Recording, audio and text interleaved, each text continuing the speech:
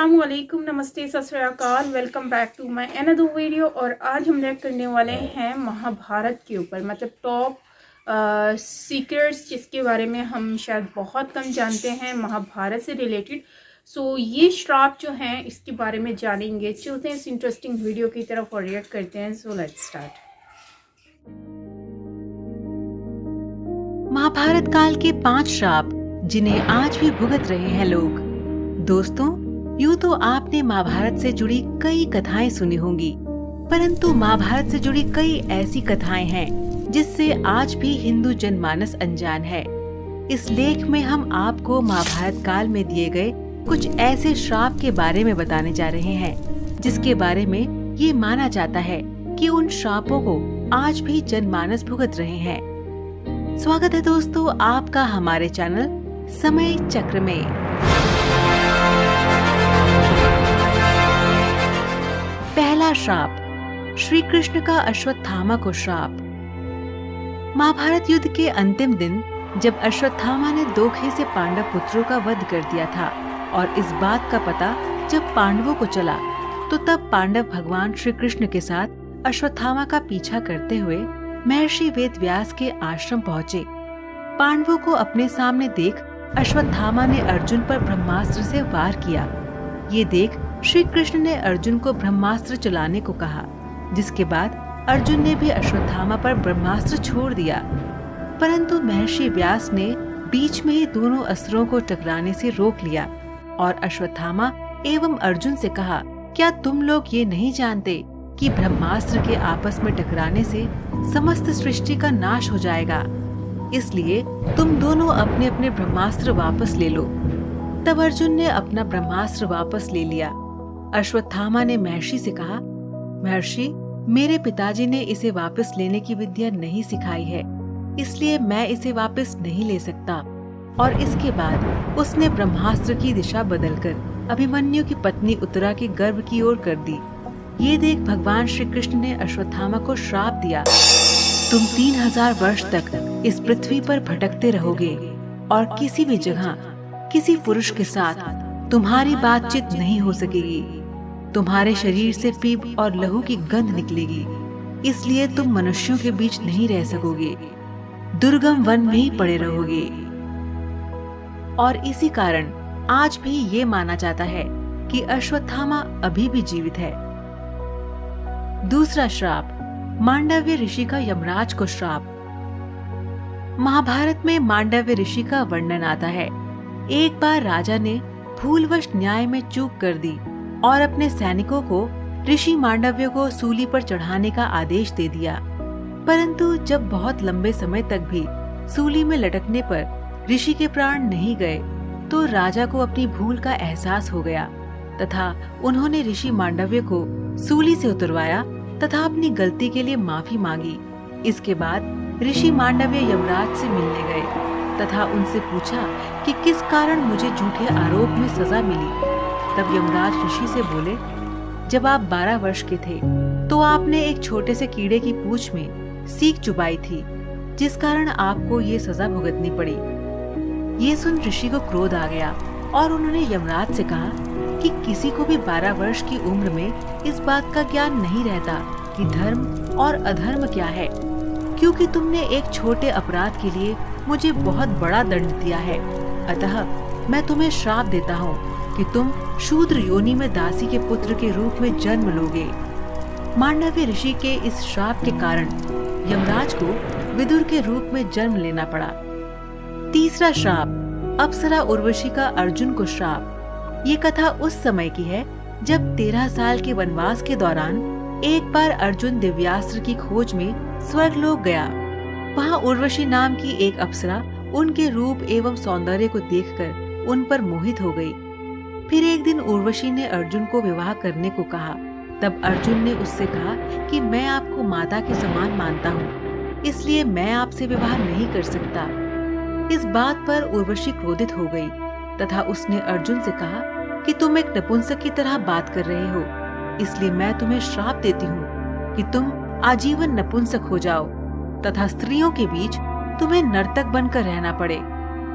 ये बात सुनकर अर्जुन विचलित हो गए और फिर वो देवराज इंद्र के पास गए और उन्हें सारी बात बताई। उसके बाद देवराज इंद्र के कहने पर उर्वशी ने अपने श्राप की अवधि 1 साल के लिए सीमित कर दी। तब इंद्र ने अर्जुन को संतावना देते हुए कहा कि तुम्हें घबराने की जरूरत नहीं है। यह श्राप तुम्हारे वनवास के समय वरदान के रूप में काम करेगा और अज्ञातवास के समय तुम नर्तिका के वेश में कौरवों की नजरों से बचे रहोगे। चौथा श्राप, युधिष्ठिर द्वारा स्त्री जाति को दिया गया श्राप। महाभारत में दिए गए श्रापों में युधिष्ठिर का स्त्री जाति को दिया गया श्राप सर्वविदित है। महाभारत में वर्णित कथा के अनुसार जब कुरुक्षेत्र में युद्ध के दौरान अर्जुन ने महारथी कर्ण का वध कर दिया था, तब पांडवों की माता कुंती उसके शव के पास बैठकर विलाप करने लगी। ये देखकर पांडवों को बड़ा ही आश्चर्य हुआ कि आखिर ऐसी क्या बात है जो हमारी माता हमारे शत्रु के शव पर अपने आंसू बहा रही है। तब ज्येष्ठ पांडव युधिष्ठिर अपनी माता कुंती के पास गए और उन्होंने देवी कुंती से पूछा, माता क्या बात है जो आप हमारे सबसे बड़े शत्रु कर्ण के शव पर विलाप कर रही हैं? तब देवी कुंती ने बताया कि जिसे तुम अपना सबसे बड़ा शत्रु समझते रहे, वास्तव में वो तुम सभी का बड़ा भाई था। कर्ण राधेय नहीं बल्कि कौन्तेय था। अपनी माता के मुख से ऐसी बातें सुनकर पांचों पांडव दुखी हो गए। फिर कुछ क्षण रुककर युधिष्ठिर अपनी माता कुंती से बोले, हे माते, ये बात तो आप सदा से जानती रही होंगी कि अंगराज कर्ण मेरे बड़े भाई थे। तब आपने हम लोगों को ये बात बताई क्यों नहीं? इतने दिनों तक ये बात आपने हमसे क्यों छुपा कर रखी? आपके एक मौन ने हम सभी को अपने ही भाई का हत्यारा बना दिया।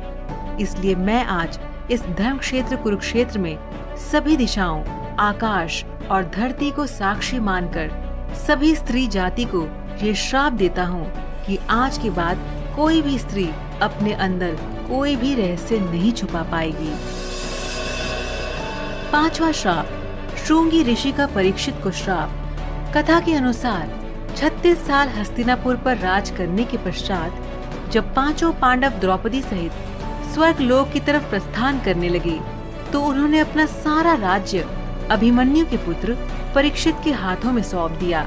ऐसा माना जाता है कि राजा परीक्षित के शासन काल में भी हस्तिनापुर की सारी प्रजा युधिष्ठिर के शासन काल की तरह ही सुखी थी। परंतु कहते हैं ना कि होनी को कौन टाल सकता है। एक दिन राजा परीक्षित रोज की तरह वन में आखेट खेलने को गए। तभी उन्हें वहाँ शमिक नाम के ऋषि दिखाई दिए। वे अपनी तपस्या में लीन थे तथा उन्होंने मौन व्रत धारण कर रखा था। परंतु ये बात राजा परीक्षित को मालूम नहीं थी। इसलिए राजा परीक्षित ने कई बार ऋषि शमिक को आवाज लगाई, लेकिन उन्होंने अपना मौन धारण रखा। ये देखकर राजा परीक्षित को क्रोध आ गया और उन्होंने क्रोध में आकर ऋषि के गले में एक मरा हुआ सांप डाल दिया। उधर जब ये बात ऋषि शमिक के पुत्र श्रृंगी को पता चली, तो उन्होंने राजा परीक्षित को श्राप दिया कि आज से 7 दिन बाद राजा परीक्षित की मृत्यु तक्षक नाग के डसने से हो जाएगी। और अंत में ऋषि श्रृंगी के श्राप के कारण राजा परीक्षित की मृत्यु तक्षक नाग के डसने के कारण ही हुई। और ऐसा माना जाता है कि उसी के बाद कलयुग की शुरुआत हुई, क्योंकि राजा परीक्षित के जीवित रहते कलयुग में इतना साहस नहीं था कि वह इंसानों पर हावी हो सके। और आज हम सभी इस कलयुग को उसी श्राप के कारण भोग रहे हैं। तो दर्शकों, हम उम्मीद करते हैं कि आपको ये वीडियो पसंद आया होगा। जाने से पहले हमारे इस वीडियो तो ये वीडियो थी जिसमें हमने देखा कि इस महाभारत में जो श्राप है वो दिया गया, और मतलब कि ये इंटरेस्टिंग फैक्ट्स है जिसमें हमने काफ़ी महाभारत से रिलेटेड हमने वीडियोस भी देखी हुई हैं। जैसे कि अश्वास्थमा जो है उनके बारे में सुना था कि कृष्ण जी ने जो है उनको श्राप दिया था और वो अब तक जिंदा भी हैं। और काफ़ी फ्रेंड्स ने भी मुझे बताया था कमेंट सेक्शन में कि वो अब तक जिंदा हैं और जो है वो अभी तक जो है उनकी आत्मा जो है वो घूमती रहती है कहीं ना कहीं। सो इसके बारे में हम लोग जानते ही रहते हैं। बाकी ओवरऑल वीडियो काफ़ी इंटरेस्टिंग था, काफ़ी मज़ा आया वीडियो देखकर।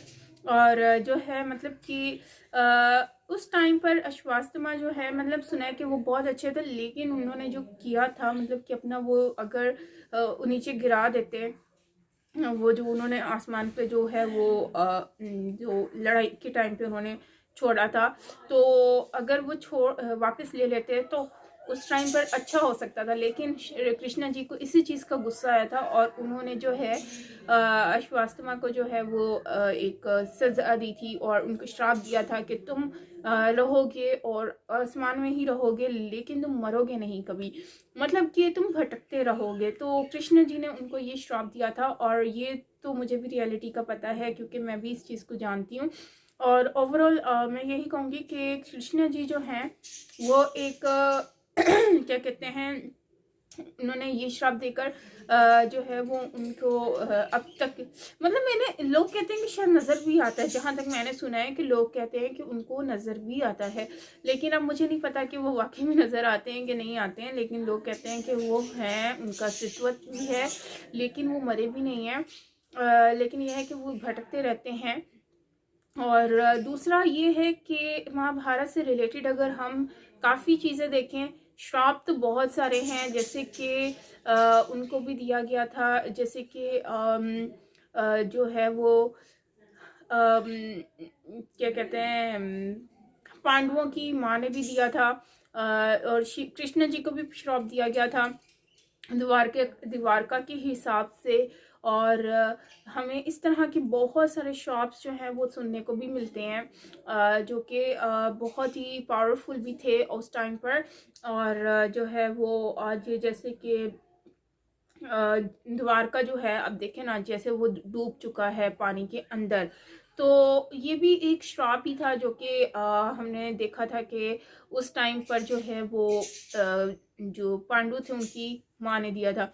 तो खैर महाभारत जो है उससे रिलेटेड हमें बहुत कुछ फैक्ट्स जो हैं वो जानने को भी मिले और मतलब कि ये डिफरेंट श्राप्स जो हैं ये भी जानने को मिले। तो खैर आपको आपका क्या कहना है इस वीडियो के बारे में वो मुझसे ज़रूर शेयर कीजिएगा कमेंट सेक्शन में। बाकी ओवरऑल वीडियो अच्छा था, आप बताइएगा आपको कैसा लगा। बाकी मिलते हैं नेक्स्ट वीडियो के साथ, till then take care, bye bye.